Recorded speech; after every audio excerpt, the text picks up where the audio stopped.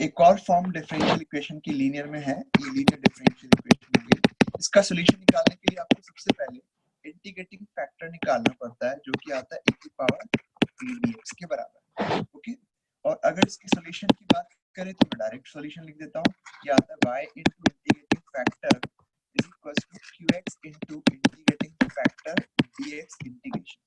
तो इस फॉर्मूले से हम डिफरेंशियल इक्वेशन का सोल्यूशन देख सकते हैं। अब हम लोग यहाँ पे एक और फॉर्म लीनियर डिफरेंशियल इक्वेशन की स्टडी करते हैं, dx by dy plus function of y multiplied by x equals to function of y।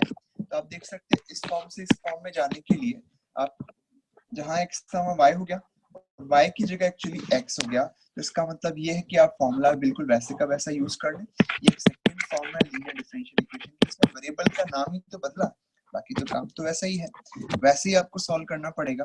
तो अपन देखें तो इसके केस में लीनियर डिफरेंशियल इक्वेशन का इंटीग्रेटिंग फैक्टर आपके पास आएगा, ये आएगा e की पावर p dx था ना, यहाँ पे ये बनेगा e की पावर इंटीग्रेशन p dy, क्योंकि यहाँ पे x y को रिप्लेस कर रहा है, y x को रिप्लेस कर रहा है। अब सिमिलरली अगर इस डिफरेंशियल इक्वेशन का सॉल्यूशन की बात करनी है तो इसका सॉल्यूशन आएगा x into integrating factor is equal to q into integrating factor, तो qy into pi by dy आपके पास हो जाएगा। तो इस तरीके से डिफरेंशियल इक्वेशन का सॉल्यूशन निकाला जा सकता है। तो आई होप कि आप लोग को क्लियर हुआ है ये, राइट? एक जना कोई रेस्पॉन्स दो, नहीं समझ में आ रहा है आपको? बोल के।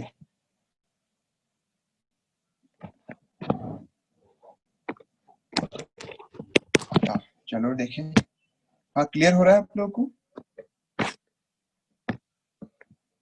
बच्चों बोलो, हमने अभी थोड़ा सा डिस्कस किया, आप लोग को क्लियर हो रहा होगा, आवाज वगैरह सब प्रॉपर्ली मिल रही है आपको? Okay right. एक्चुअली मैंने एक मोबाइल भी लगा रखा है जिसमें मैं खुद देख रहा हूँ कि आप लोग की एक्टिविटी क्या है, आप लोग किस तरह से देख रहे हो और आपको किस तरह का दिख रहा है जो मैं पढ़ा रहा हूँ, इसलिए अब थोड़ा सा मुझे भी फीलिंग आ रही है कि हाँ सब सही चल रहा है। ओके ओके, आगे बढ़ते हैं स्टूडेंट्स। चलो ठीक है, सब म्यूट हैं, म्यूट ही रहेंगे। ओके चलो स्टूडेंट्स आगे बढ़ते हैं। आगे बढ़ते हैं, इसमें थ्योरी तो हमने थोड़ी डिस्कस कर ली। तो अब हम लोग यहाँ पे डिफरेंशियल इक्वेशन को सॉल्व कैसे करना है उसके बारे में आ जाते हैं। ओके, अब अपने पास एक क्वेश्चन तो आ चुका था, एक क्वेश्चन हमने डिस्कस किया हुआ था, तो चलो कोई और क्वेश्चन ले लेते हैं। जैसे कि क्वेश्चन लिख रहा है आपके पास, the curve satisfying the differential equation y dx minus x minus 3y square dy equal to 0 passing through the point 1, 1 always passes through the point। आप लोग देखें कि ये डिफरेंशियल इक्वेशन कैसी है। एक्चुअली समटाइम्स हमें डिफरेंशियल इक्वेशन को देखते ही मालूम चल जाता है कि लीनियर है या कुछ और है। आप लोग यहाँ पे देख सकते हैं कि y के अंदर लीनियर नहीं है। पहले तो आप वेरिएबल सेपरेबल सोचो, नहीं हो रहा है वेरिएबल सेपरेट, क्योंकि यहाँ पे x दिख रहा है, यहाँ y स्क्वायर तो अलग कर नहीं पाएंगे अपन। तो आपको अगर इस डिफरेंशियल इक्वेशन का सॉल्यूशन करना है तो होमोजेनियस भी तो ये नहीं है, लीनियर देख सकते हैं, पर ये y में लीनियर नहीं है क्योंकि यहाँ पे y स्क्वायर दिखाई दे रहा है, y स्क्वायर y, तो इसका मतलब y में लीनियर डिफरेंशियल इक्वेशन ये नहीं है। तो क्या ये फिर x में हो सकती है क्या? यस, क्योंकि x में आपको dx by dy तो मिल ही जाएगा, यहाँ से आप डिवाइड कर दोगे dy by dx से, और यहाँ पे जो x आपके पास है वो 1 डिग्री में आ रहा है, तो इसका मतलब आप यहाँ पे ये कर सकते हैं। थोड़ा इसमें गलती है क्या? नहीं, सही है, सही है, मैंने गलत किया। आप लोग एक बार जरा चेक करना, कुछ बच्चे अभी लेट आ रहे हैं। ओके, प्रांजल गर्ग और रवि प्रकाश टाइम से आया करो, ठीक है। तो स्टूडेंट्स आप लोग केयरफुली देखना, मैं आपको बताऊं कि इसकी वीडियो रिकॉर्डिंग अब से मैं YouTube पे डाल दिया करूंगा, तो आपको एक्सेस थोड़ा इजी हो जाएगा, राइट? तो आप लोग देख सकते हैं, अगर आपको अभी नोट कर सकते हैं, नोट करना अच्छी बात रहेगी, साथ साथ में नोट करते हैं। तो यहाँ पर dy लिखा, अब मैं इसको dy से डिवाइड कर देता हूँ क्योंकि मुझे लग रहा है कि x में लीनियर हो सकती है, ये बन जाएगा इसमें, ठीक है। इसके बाद y से भी मैं डिवाइड कर देता हूँ, तो dx by dy minus x upon y is equal to minus 3y। मैंने 3y स्क्वायर को राइट हैंड साइड में भेज दिया है और y से डिवाइड भी कर दिया।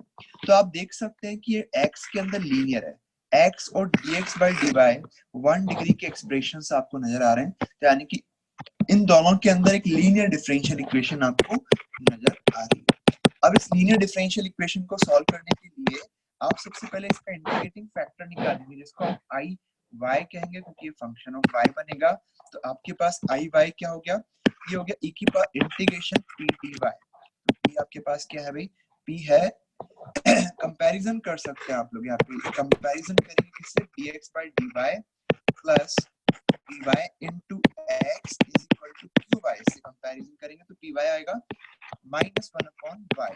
तो आपके पास ये हो गया e की पावर माइनस ln y, तो ये तो 1 अपॉन y हो जाएगा। तो इसका मतलब आपके पास इस डिफरेंशियल इक्वेशन का इंटीग्रेटिंग फैक्टर आ गया। अब इसका जो सॉल्यूशन आपको मिलेगा वो आएगा x into iy, राइट। तो आपने अभी तो सॉल्यूशन के लिए फॉर्मूला ये पढ़ा था, आप देख सकते हैं ये फॉर्मूला था ये रहा, x into iy is equal to qy into iy into dy। तो यानी कि आपको इसको सॉल्व करना है, तो आप लोग देख सकते हैं सॉल्यूशन आएगा x into iy आपके पास 1 अपॉन y है और इधर qy आएगा माइनस का 3y multiplied by 1 upon y dy। अब ये आपके पास -3 का integration -3y plus constant c आ जाएगा, और इसके बाद xy -3y प्लस c मिला।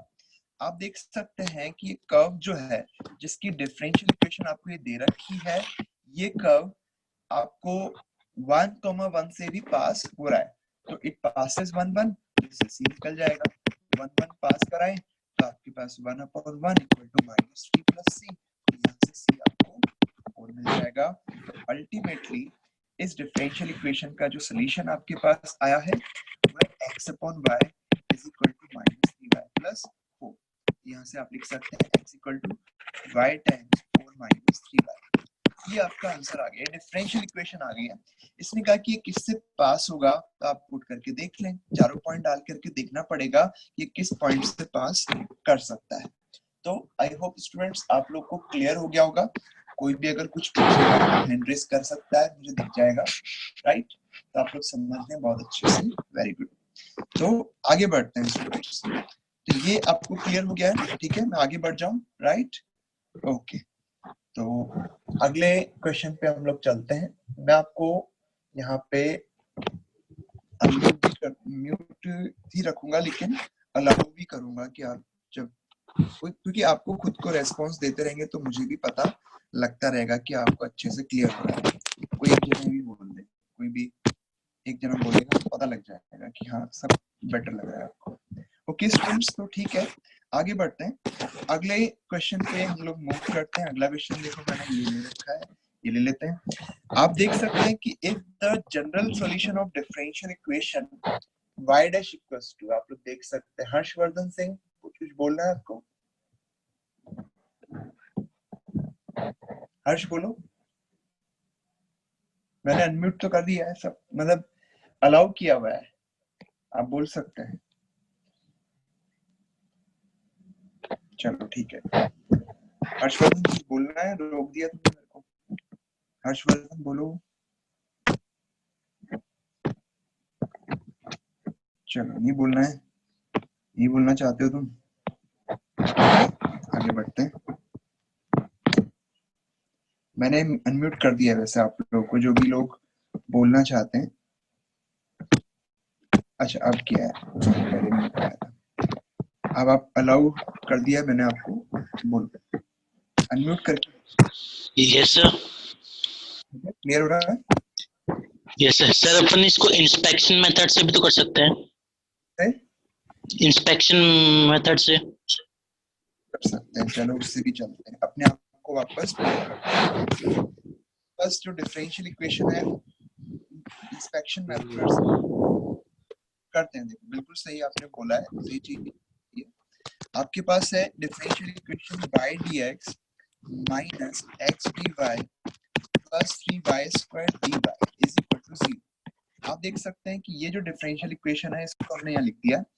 यहाँ पे आपको मालूम है कि मैं यहाँ पे एक चीज समझा देता हूँ आपको कि dx y dx plus x dy को हमेशा हमें लिखना होता है d of x y dx minus x dy upon y square को हमें लिखना होता है d of x upon y, क्योंकि x अपॉन y का डेरिवेटिव ये लेफ्ट हैंड साइड वाला ही होता है। Similarly x dy minus y dx upon y x square को हम लिख सकते हैं d of y by x।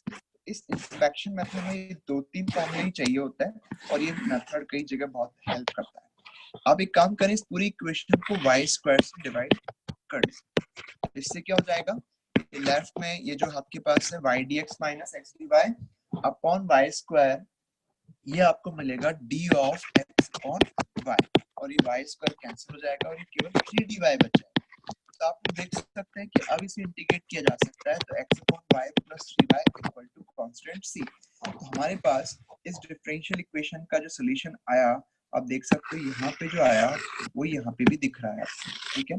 आप देखें क्वेश्चन का आंसर बहुत इजी आ गया है, आपने सही याद दिलाया है हर्षवर्धन।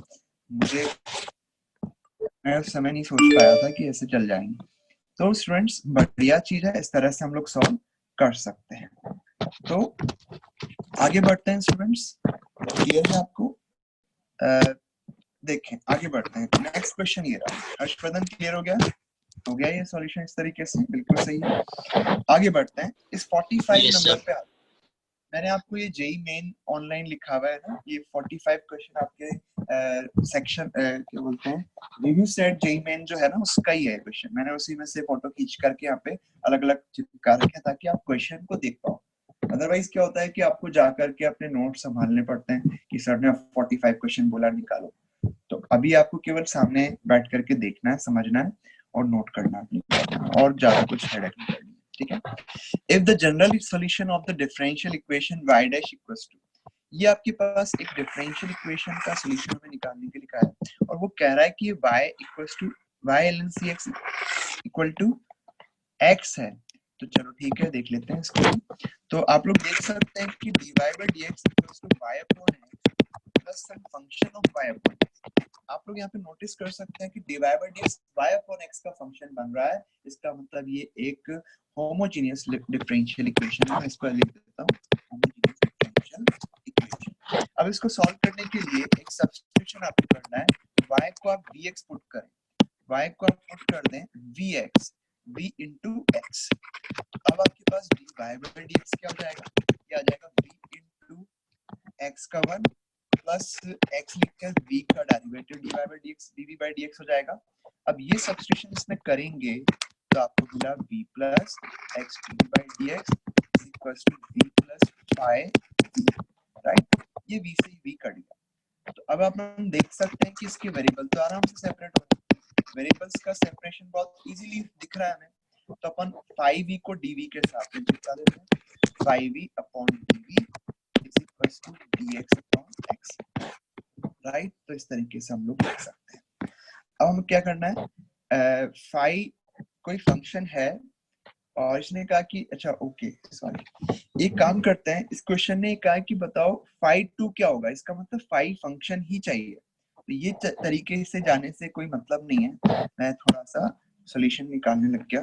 आपको एक्चुअली में सॉल्यूशन दे रखा है, सॉल्यूशन दिया हुआ y into ln cx equal to x और इसका सॉल्यूशन दिया हुआ है इस डिफरेंशियल इक्वेशन का और डिफरेंशियल इक्वेशन भी दे रखी है। तो इसका सीधा इजी तरीका है कि आप सॉल्यूशन को डिफरेंशियल इक्वेशन में प्लेस कर दो, इससे अपने आप पाई आपको नजर आ जाएगा। क्योंकि यहाँ पे इंटीग्रेट नहीं हो पाएगा, फाई भी जो है ना वो नॉन फंक्शन नहीं है, तो इंटीग्रेट भी कैसे करेंगे। चलो देखिए अपन इसको हाँ सर पेन की आवाज कुछ ज्यादा ही आ रही है, आपकी आवाज सुनाई नहीं दे रही थी। पेन की आवाज ज्यादा आ रही है आपको? Yes sir. चलो मैं एक काम करता हूँ, रुक जाए, आपने बिल्कुल सही बोलो।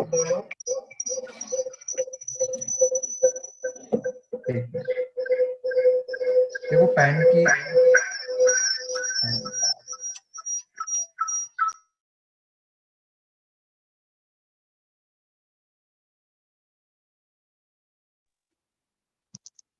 सर अब किसी की भी आवाज नहीं आ रही है। नहीं, मैं कह रहा हूँ पेन की थोड़ी बहुत तो आवाज आती ही है ना। अपन क्लासरूम में भी तो पढ़ते हैं, जब थोड़ी बहुत पेन की आवाज आती रहती है। तो उसका सोल्यूशन क्या है फिर अपन ने? लेकिन सर आपकी आवाज नहीं आ रही फिर उसकी वजह से। लग रहा है आप हेडफोन यूज कर रहे हैं ना, तो इसलिए आपको बस वही तेज आवाज आ रही है। हेडफोन करके शायद सुने तो थोड़ा बेटर लगेगा आपको। वैसे तो सुनाई नहीं देता। तेज आएगा, बहुत तेज बोलने की कोशिश कर रहा हूँ मैं। मेरा वॉल्यूम पूरा अप किया मैंने।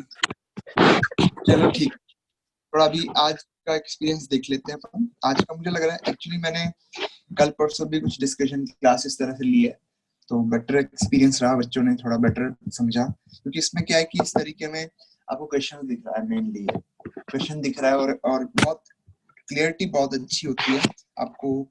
जो मैं टाइप कर रहा हूँ, जो टाइप नहीं कर रहा हूँ, सॉरी लिख रहा हूँ, वो बहुत अच्छे से क्लियर होता है। इस वजह से ये तरीके पे मेरे को आना पड़ा, राइट। तो चलो आज थोड़ा टॉलरेट कर लो मेरा ठक ठक करना तो उसके बाद देख लेते हैं कि कैसा होता है। वीडियो रिकॉर्डिंग देखना में कैसी हो रही है इसकी। ठीक है स्टूडेंट्स, आगे बढ़ते हैं। चलो स्टूडेंट्स देख लेते हैं। आपके पास इस बार इस डिफरेंशियल इक्वेशन का एक एक्चुअली सॉल्यूशन भी दे रखा है, तो अपन एक काम करते हैं, इससे डिफरेंशियल इक्वेशन को ही फॉर्म कर लेते हैं। मालूम होगा आपको कि अगर डिफरेंशियल इक्वेशन फॉर्म करनी है तो आपको सी को एलिमिनेट करना पड़ेगा। तो चलो डिफरेंशिएट करते हैं। डिफरेंशिएट करेंगे तो y dash into ln plus y लिखा ln का डेरिवेटिव आपके पास होगा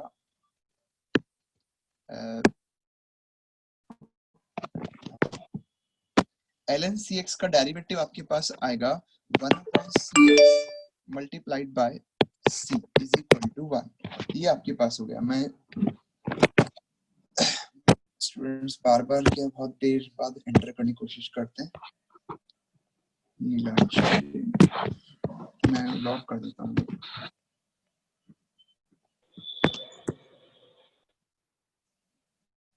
ठीक है, कोई बाहर मत जाना वरना वापस नहीं आ पाओगे। ठीक है, चलिए स्टूडेंट्स आगे बढ़ते हैं। यहाँ से आपके पास जो है c को एक तरह से हमें हटाना है। आप इसको ऐसे भी देख सकते हैं, जरा देखना। पहले इसमें से c निकाल लेते हैं।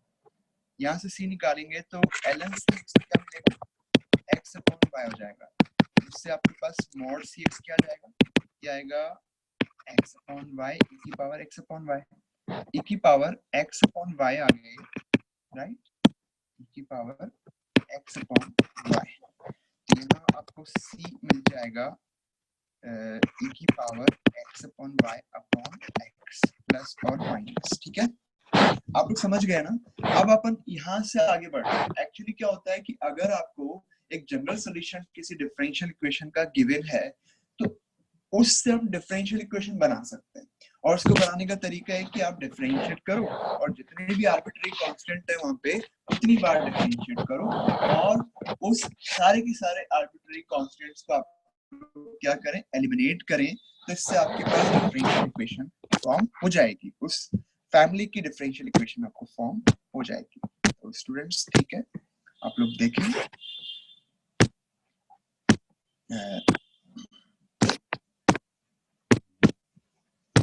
कहाँ चला गया? हाँ ये रहा। तो अब इसके बाद आगे बढ़ते हैं। यहाँ से हम डिफरेंशिएट कर देते हैं, क्योंकि अब डिफरेंशिएट करते ही सी तो गायब भी हो जाएगा।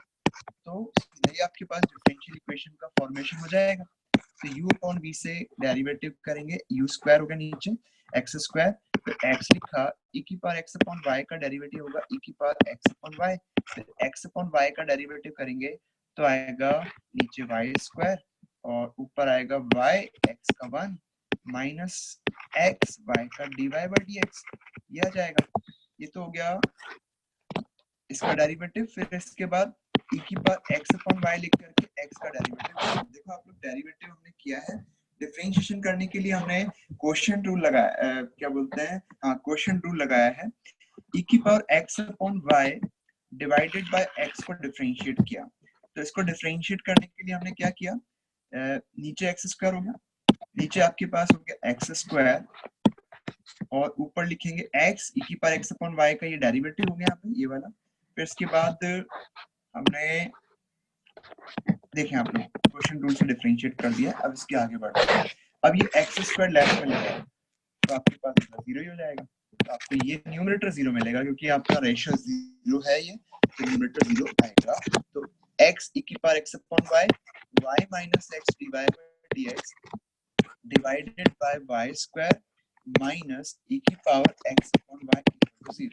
आप देख सकते हैं कि इस इक्वेशन को e की पावर x अपॉन y से डिवाइड कर दें तो ये कट जाएगा यहाँ से, तो आपके पास ये बना x upon y square y minus x dy by dx equal to 0। अब फर्दर ले जाएं इसको तो dy बाय dx, देखें डिफरेंशियल इक्वेशन कैसी बनानी है अपन को, ये y dash equal to function of y by x। तो ठीक है, तो dy बाय dx आपके पास यहाँ पे क्या आ जाएगा वो देख लेते हैं।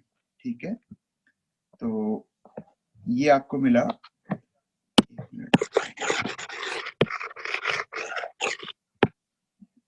तो स्टूडेंट्स आप लोग यहाँ पे देख लें, यहाँ से आगे इसमें यहाँ पे बढ़ जाते हैं। x upon y square y minus x dy by dx minus 1 equal to 0, ये आपके पास है। तो ये बन गया x अपॉन वाई स्क्वायर से अंदर मल्टीप्लाई कर देते हैं, ये आ जाएगा dy by dx minus 1 equal to 0। तो आपका मिल गया x square upon y square dy by dx equal to x upon y minus 1। अब आप x square upon y square से मल्टीप्लाई कर दो, डिवाइड कर दो, तो dy बाय dx आपको मिल जाएगा, यहाँ देख लेना, dy बाय dx आपको मिलेगा y upon x minus y square upon x square, तो हो गया कंप्लीट। तो आपको इसमें दिया है y upon x plus function of x upon y। तो बताओ मुझे 5x अपॉन y क्या हो गया, कोई बोलेगा? आपका सोल्यूशन जो है डिफरेंशियल इक्वेशन हमने फॉर्म कर लिया है, मैं यहाँ लिख देता हूँ कि क्या डिफरेंशियल इक्वेशन फॉर्म हुई है, तो ये हुई है।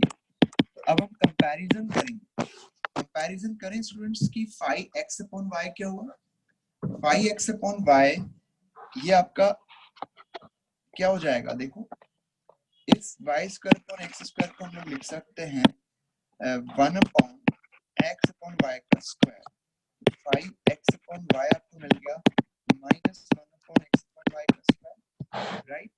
तो यानी कि आपको मिल गया ये 5 आ जाएगा इससे। तो इसमें कोई गलती तो नहीं है सर -1/4 ही आएगा, ऑप्शंस गलत दे रखे हैं। हाँ, तो ठीक है 5t मान लेते हैं, 1 अपॉन t स्क्वायर हो जाएगा माइनस 5 आपको मिल जाएगा कि -1। मुझे लगता है कि आप या तो इसमें जो क्वेश्चन है ना, इस क्वेश्चन में यहाँ पे होना चाहिए y अपॉन x, पर इससे भी तो नहीं आएगा, हाँ इससे भी नहीं आएगा क्योंकि फिर 4 आ जाएगा -4, वो भी पॉसिबल नहीं लगा। चलो ठीक है, क्वेश्चन में गलती है। चलो स्टूडेंट्स क्लियर हो गया आपको, ये अच्छे से समझ में आ रहा है। चलो अभी हमने होमोजेनियस डिफरेंशियल इक्वेशन डिस्कस की थी, अब एक और क्वेश्चन आपके सामने है जेईई मेन ऑनलाइन का। अब इस क्वेश्चन में आप लोग देखें, the curve satisfying the differential equation x square minus y square dx plus 2xy dy equal to 0। मैं आपको बताऊं कि ये एक होमोजेनियस डिफरेंशियल इक्वेशन है। क्यों है होमोजेनियस? क्योंकि इस इक्वेशन के अंदर हर टर्म के अंदर x और y की जो पावर का सम है वो सेम है। जैसे यहाँ x स्क्वायर दिख रहा है, यहाँ y स्क्वायर दिख रहा है, या x इंटू वाई दिख रहा है। dy और dx की पावर मत देखना, केवल x और y की देखना। तो हर टर्म के अंदर सेम है, इसका मतलब ये एक होमोजेनियस डिफरेंशियल इक्वेशन है। और होमोजेनियस डिफरेंशियल इक्वेशन को सॉल्व करने का तरीका सीधा सा आपको पता ही है कि आप इसको इस तरह से कर लीजिए और dy बाय dx आपको इससे ये मिल जाएगा -2 में ये रखने देता हूँ, x y उधर ले गया मैं, तो ये बनेगा x upon y minus y upon x dx। आप लोग देखें तो ठीक है, ये आपके पास आ जाएगा, ये dx आपका यहाँ नीचे है, ठीक है, तो ये आपको मिलेगा। तो आप लोग देख सकते हैं कि फंक्शन dy बाय dx जो है वो y अपॉन x का फंक्शन है, मैं इस -2 को भी उस तरफ राइट हैंड साइड में शिफ्ट कर देता हूँ, -2 1 अपॉन -2। तो dy by dx is a function of y upon x, या कहते हैं function of x upon y। तो एक लीनियर डिफरेंशियल इक्वेशन आपको नजर आ रही है। तो अब इसको सॉल्व करने का तरीका हमारे पास क्या है? इसको सॉल्व करने का तरीका ये है कि आप y को vx पुट कर दें, राइट? y को vx पुट करेंगे तो इससे आपको क्या मिल जाएगा?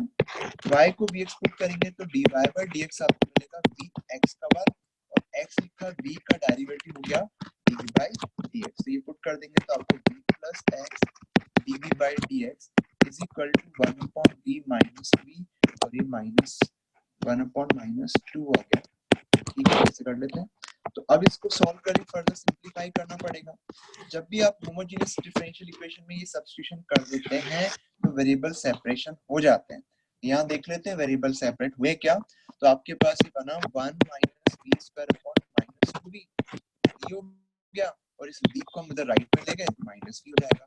अब इसके बाद -2 इसमें एलसीएम ले लिया, 1 minus v square plus 2v square हो गया, और ये बना 1 plus v square upon -2v। तो अब हम देख सकते हैं कि आपको dv के साथ में v के फंक्शंस लेने थे। यहाँ लेफ्ट में dv है और राइट में जो पूरा दिख रहा है ना, वो पूरा का पूरा मैं लेफ्ट में लेकर के चल जाता हूँ, और इधर मिलेगा हमको -dx/x। तो आप देख सकते हैं कि वेरिएबल का सेपरेशन हो गया। dv के साथ में सारे v के फंक्शंस आ रहे हैं, और dx के साथ में x के फंक्शंस आपको मिल रहे हैं। इसका मतलब ये हुआ कि आपके पास वेरिएबल सेपरेट हो चुके हैं। लेफ्ट हैंड साइड में f डैश अपॉन f बन रहा है, तो यानी कि 2v upon 1 plus v square का इंटीग्रेशन करेंगे तो ln 1 प्लस v स्क्वायर आएगा, और माइनस dx अपॉन x का इंटीग्रेशन हो जाएगा माइनस ln x। आप चाहे तो कांस्टेंट भी ln c ले लो, इससे क्या होगा, सारे ln में आ गए ना, तो इससे क्या होगा, थोड़ा इजी हो जाएगा काम। ये लिख सकते हैं ln minus ln x left में गया तो ln 1 plus v square plus ln x हो गया ये, राइट। अब ln हट जाएंगे तो 1 plus v square into x आपको c मिल गया। तो आप देख सकते हैं कि यहाँ से आपके पास हो गया 1 प्लस v स्क्वायर, v वापस रख देते हैं, y square upon x square multiplied by x is equal to c, x square से मल्टीप्लाई कर देते हैं, x square plus y square into x बराबर c x स्क्वायर हो गया। ये आपके पास हो गया। तो आप लोग देख लें, ये 1,1 से पास कर रहा है, तो 1,1 से पास करा देते हैं। ये कोई दिक्कत तो नहीं है ना इसमें? आपको क्लियर हो रहा है स्टूडेंट्स?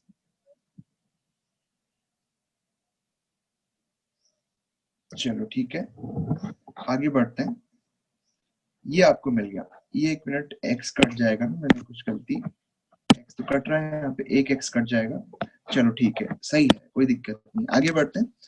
तो x square plus y square equal to cx आ गया। अब आप देखो कि क्या ये 1,1 से पास कर रहा है, लिखा हुआ है क्वेश्चन के अंदर कि ये पास कर रहा है 1,1 से। तो सेटिस्फाई करा करके आप c को फाइंड आउट कर सकते हैं। तो इट पासेस 1,1, इससे आपके पास हो जाएगा 1 प्लस 1 c2 आ जाएगा।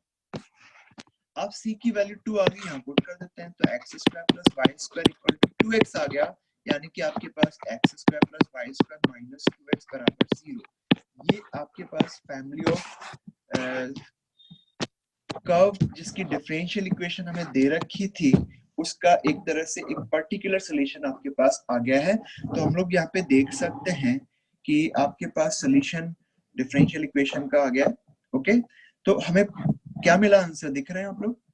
इससे हम लोग लिख सकते हैं x माइनस 1 का whole square plus y square equal to 1, जो कि एक सर्कल है जिसका सेंटर 1,0 पे है और रेडियस है 1, राइट।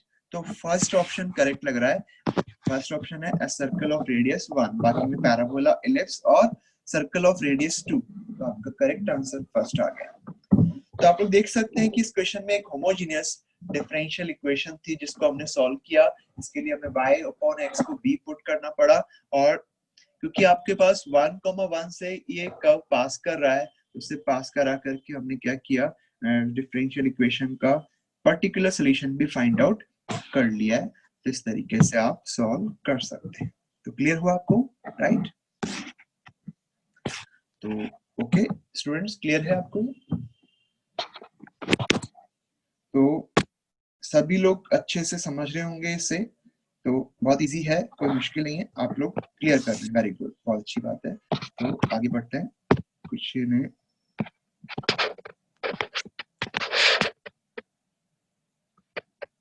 हाँ, निशांत चौधरी।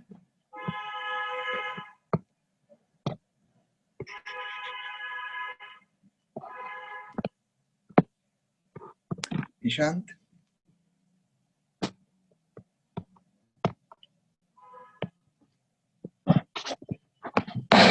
बोलो निशांत, कुछ मैसेज किया तो तुम रिप्लाई करो, कैसा लग रहा है, दिक्कत आ रही क्या?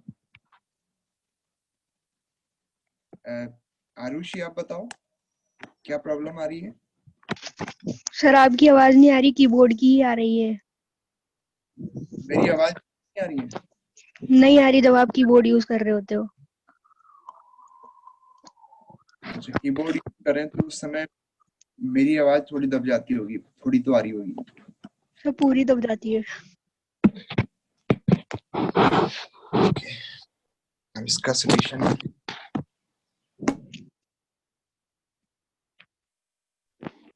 सर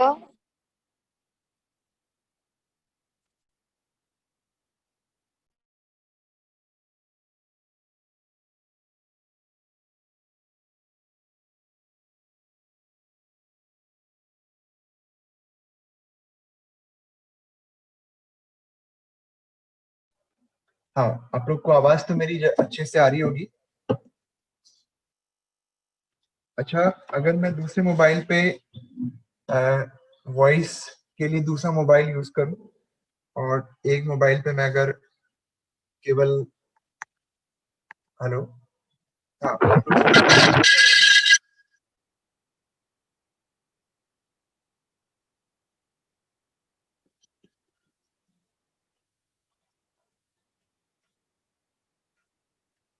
एक मिनट, हाँ, क्लियर हो रहा है क्या? आवाज आ रही है मेरी? Yes sir. अब यस सर। आपको करना पड़ेगा क्योंकि एक नया एक्सपीरियंस होता है हमारे लिए भी। तो आप लोग एक बार मुझे बताओ, अब आपको टक टक की आवाज आ रही क्या? No Yes, sir, sir. बढ़िया बढ़िया आवाज आ रही है एकदम। ये आ रही है? यस सर, बढ़िया आवाज एकदम। चलो ठीक है, राइट राइट, गुड। ओके, आप लोग थोड़ा आप देखना, मैंने क्या दूसरे फोन पे वॉइस जाने के लिए अनम्यूट किया है, और मेरा वाला जो जिसपे आईपैड है उस पे मैं केवल स्क्रीन शेयर कर रहा हूँ, तो उस पे आप देखेंगे तो आवाज मेरी उस वाले पे आ रही है, तो ठीक है, थोड़ा शायद बेटर लगेगा आपको। तो स्टूडेंट्स आगे बढ़ते हैं, अगले क्वेश्चन पे चलते हैं। अगला क्वेश्चन आपके पास है the differential equation representing the family of ellipse. आपको दिख रहा है question, the differential equation representing the family of ellipse having foci either on the x-axis or on the y-axis, यानी कि या तो x-axis पे फोकस है या y-axis पे है, और सेंटर जो है वो ओरिजिन पे है और पास कर रहा है 0,3 पे, 0,3 से। पहले तो आप लोग देखें कि वो कर्व कौन सा है इलिप्स जिसकी एक्सिस या तो एक्स एक्सिस होती है वाई एक्सिस होती है, वो कर्व ये होगा ना। आप लोग देख सकते हैं कि अगर ए बी से बड़ा होगा तो ऐसे केस में इलिप्स ऐसा बनेगा, और अगर ए बी से छोटा होगा तो इलिप्स आपके पास ऐसा बन जाएगा। तो आप लोग देख सकते हैं कि दोनों ही फॉर्म के इलिप्स आ गए। इस फॉर्म वाले इलिप्स पे फोकस एक्स एक्सिस पे है और इस पे वाई एक्सिस पे आ रहे हैं। अब हमें यहाँ पे देखना है कि जो आपके पास इलिप्स है इसकी डिफरेंशियल इक्वेशन नीचे जो दे रखी है उसमें से कौन सी है, और ये इलिप्स 0,3 से पास भी कर रहा है। तो एक काम करें, पहले 0,3 से पास करा दें ताकि हमें पता लगे कि बी क्या है और ए क्या है, राइट। तो बी या ए में से कोई एक, तो ऑब्वियसली वैसे बी आपके पास जो आएगा वो 3 आएगा। चलो पुट करके भी देख लेते हैं। 0 + 9/b² = 1, तो आपको b² की वैल्यू 9 मिलेगी, ठीक है। यहाँ पे हम पुट कर देंगे b² को, तो x² / a² + y² / 9 = 1। आप लोग को ये क्लियर हो रहा है?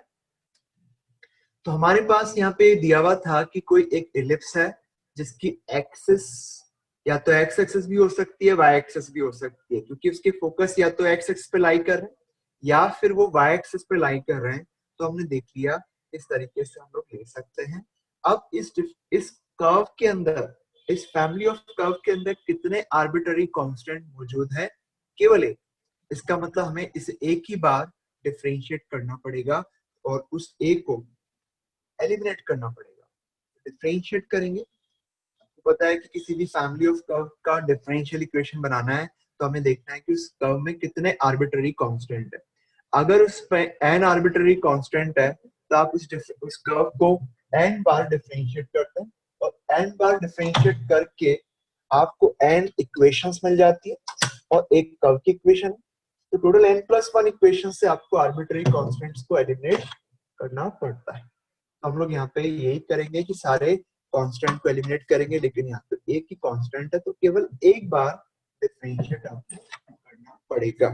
तो देखें स्टूडेंट्स, हम लोग यहाँ पे एक बार डिफरेंशिएट कर लेते हैं। तो 2x अपॉन a square plus 2y y dash upon 9 equal to 1। यहाँ से हम आगे बढ़ेंगे तो आप लोग देखें कि a को एलिमिनेट करना था, तो इससे बेटर एक तरीका और हो सकता है कि सीधा डिफरेंशिएट ना करें, पहले इसको ऐसे अरेंज कर लें ताकि डेरिवेटिव करते ही आपका a गायब हो जाए। तो अपन इसको x square upon a square को लिख सकते हैं y स्क्वायर माइनस 9 अपॉन 9। तो इससे आपके पास a स्क्वायर कितना आ जाएगा? ये आएगा 9x square upon y square minus 9। अब आप डिफरेंशिएट करेंगे ना तो a स्क्वायर का डेरिवेटिव तो 0 ही हो जाएगा। आप सोचो, तो ये तो बहुत इजीली a स्क्वायर तो एलिमिनेट ही हो गया। तो अगर आपको किसी फैमिली ऑफ कर्व का डिफरेंशियल इक्वेशन निकालना है तो इस तरह से कांस्टेंट को इस तरह से एक तरफ रखोगे ना तो डेरिवेटिव सीधा आपको 0 मिलेगा। आप चाहे तो इस 9 को भी लेफ्ट में रख दें और a स्क्वायर अपॉन 9 हो जाएगा। अब अपन इसके आगे यहाँ बढ़ जाते हैं। आप लोग देखना, आपके पास है a स्क्वायर अपॉन 9 का डेरिवेटिव और x square upon y square minus 9 का डेरिवेटिव करेंगे तो आपको मिलेगा वाई स्क्वायर माइनस 9 का whole square, y square minus 9 x square का डेरिवेटिव 2x और फिर लिखेंगे x स्क्वायर और वाई स्क्वायर माइनस 9 का डेरिवेटिव 2y y डैश। तो अब अपन इसको लेफ्ट में ले जाएं तो आपके पास ये आ गया Y square minus 9 into 2x और minus 2x square y into y dash बराबर 0। 2x से डिवाइड कर दो तो आपको मिल जाएगा ये 2x से डिवाइड किया तो x by y dash equal to 0। तो ये डिफरेंशियल इक्वेशन आपको मिल जाएगी। -1 से मल्टीप्लाई भी कर देते हैं तो ये x बाय y डैश और ये मिल जाएगा minus y square plus 9 equal to 0। तो आप देख सकते हैं कि आपका जो फोर्थ ऑप्शन है ये आपका करेक्ट आंसर होगा। तो आप मुझे बताओ, क्लियर हो गया ये? एक जना कोई रेस्पॉन्स दो। Yes sir. तो हर्षवर्धन, अब थोड़ा टक टक की आवाज तो नहीं आ रही? नो सर, अब तो अच्छा लगा, क्लियर है। चलो अच्छी चीज खोज ली मैंने। नहीं? हाँ, चलो ठीक है, आगे बढ़ते हैं, अगले क्वेश्चन पे चलते हैं। अगला क्वेश्चन आपका ये ले लेते हैं। देखो आप लोग, ये वाला क्वेश्चन जो है ये आपको दिख रहा होगा, x dx plus y dy is equal to a square x dy minus y dx divided by x square plus y square. इसको आप इंस्पेक्शन मेथड से कर सकते हैं। ये जो आपके पास लेफ्ट हैंड साइड दिख रहा है इसमें 2 मल्टीप्लाई में कर देता हूँ दोनों तरफ, तो लेफ्ट साइड में तो बन गया d of x square plus y square. आप लोग देख सकते हैं d of x square plus y square लिख दिया मैंने लेफ्ट हैंड साइड को, क्योंकि जब आप dx square plus y square करते हैं तो 2x dx आता है प्लस 2y dy आपको मिलता है। अब आप लोग यहाँ पे जो लेफ्ट साइड में x square plus y square उसको भी मैं राइट में जो नीचे लिखा हुआ है x square plus y square उसको भी मैं लेफ्ट में ट्रांसफॉर्म कर देता हूँ, तो आपको ये मिल गया 2a square x dy minus y dx। ठीक है, ऐसे लिख सकते हैं आप लोग। ठीक है, अब इसमें क्या प्रॉब्लम आ रही है कि यहाँ पे नीचे x स्क्वायर चाहिए इसको, तो x स्क्वायर ऊपर भी दे दो। इससे ये क्या बन गया, इससे ये बना आपके पास d of y by x. ये d of y by x आपके पास हो जाएगा। तो लेफ्ट हैंड साइड में तो आपको ये मिल गया x square plus y square, d of x square plus y square, और राइट हैंड साइड में ये जो आपको है, इसको फिर हम कैसे देखेंगे, एक मिनट, ये तो अपन यहाँ तक तो ठीक कर रहे हैं, कोई दिक्कत नहीं है, बिल्कुल सही जा रहे हैं अपन। ठीक है, अपन एक्स स्क्वायर से इधर डिवाइड कर देते हैं। तो मुझे बताओ क्लियर है यहाँ तक? अपन इसको कैसे सॉल्व करें? मुझे यहाँ दिख रहा है कि मैं अगर इसको ऐसे जा रहा हूँ जैसे अभी मैंने लिखा, तो इससे मुझे दिक्कत क्या आ रही है, मैं आपको बताता हूँ कि क्या दिक्कत आ रही है। 2a² x स्क्वायर तो हो गया, और बाकी ये मिलकर के आपको मिल जाएगा d of y by x. दिक्कत मुझे ये आ रही है कि यहाँ पे d of x square plus y square, तो बाहर भी x square plus y square तो दिख ही रहा है, तो ये तो साथ में इंटीग्रेट हो जाएगा। लेकिन दूसरा राइट हैंड साइड में वो d of y by x है, तो जो बाहर आना चाहिए वो केवल y बाई एक्स का फंक्शन आना चाहिए, तो केवल अकेला x स्क्वायर कुछ फॉर्म बना नहीं पा रहा, तो हमें थोड़ा सा डिफरेंट सोचना पड़ेगा कि क्या किया जाए। तो मुझे ये लग रहा है कि यहाँ पे जो x square plus y square है, इसमें से एक्स स्क्वायर डिवाइड कर दो, तो आपके पास यहाँ लेफ्ट में x square plus y square की जगह क्या बन जाएगा, 1 plus y square upon x square, यानी कि वाई बाई एक्स का फंक्शन, और उधर भी राइट में क्या है, d of y by x है, तो आपका काम हो जाएगा। आप लोग समझ जाएंगे कि इसको अब इजीली हो जाएगा ये तो। ठीक है स्टूडेंट्स, देखो अपन ये सोच रहे हैं कि इसको हम कैसे सॉल्व करें, और इसको अगर हम इस तरह से जाते हैं जैसा कि मैंने अभी लिखा है, तो अभी तो फॉर्म कुछ दिखती भी बनती भी दिख नहीं रही है। तो अब क्या किया जाए, अपन एक काम करते हैं, ये जो x square plus y square है इसको भी राइट में ले जाते हैं, ये बन जाएगा 1 plus y square upon x square d of y by x. मैंने क्या किया, एक तरह से एक्स स्क्वायर से डिवाइड कर दिया, यहाँ पे भी एक्स स्क्वायर से डिवाइड कर देते हैं, राइट, ये बन जाएगा। तो अब इसको इंटीग्रेट कर सकते हैं अपन, कोई दिक्कत नहीं। मुझे बताओ क्लियर हो रहा है क्या हर्षवर्धन? Yes sir. चलिए, अब आपके पास इससे आगे हम लोग जाएंगे, अब हम सीधा इंटीग्रेट यहाँ पे आप अपन को आपको हाथ म्यूट भी कर दिया करो, ठीक है। तो आप देखें लेफ्ट साइड में मिला x square plus y square, और राइट हैंड साइड में मिला 2a स्क्वायर अपॉन 1 प्लस, एक मिनट, ओके आप लोग देखना, ये है 2a स्क्वायर, बाहर निकाल देते हैं, और अंदर आपके पास जो है इसको आपको इंटीग्रेट करना है, वो है dy by x divided by 1 plus y by x का होल स्क्वायर। तो क्या आप लोग बोल सकते हैं कि यहाँ पे लेफ्ट हैंड साइड में, राइट हैंड साइड में आपको जिसको इंटीग्रेट करना है वो dt upon 1 plus t square form, आप देखें क्या बन रहा है यहाँ पे, ये जो बन रहा है आपके पास dt upon 1 plus t square form बन रहा है, यानी कि आपको मिल गया x square plus y square equal to 2a square, dt upon 1 plus t square का इंटीग्रेशन क्या होता है, tan इनवर्स t होता है, यानी कि लिखेंगे tan inverse of y by x और प्लस सम आर्बिट्ररी कांस्टेंट c। तो ये हमारा डिफरेंशियल इक्वेशन का सॉल्यूशन आ गया है, केवल सॉल्व करना था, जनरल सॉल्यूशन फाइंड आउट करना था। तो स्टूडेंट्स ये आपका क्वेश्चन कंप्लीट हो गया।